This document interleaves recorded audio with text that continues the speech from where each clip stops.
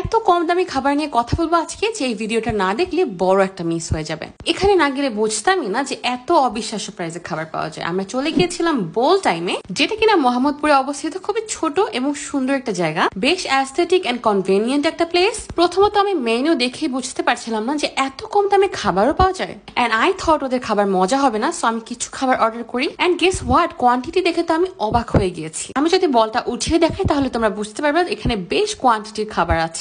Literally একজনের জন্য এটা শেষ করা খুব কষ্টসাধ্য হয়ে যাবে। সো প্রথমে আমরা খাচ্ছি rice bowl with naan bar, and guess what, the price is only 135 taka. Can you guys believe it? 135 টাকা এত অ্যামাউন্টের রাইস এন্ড 2টা নান বান চিকেন।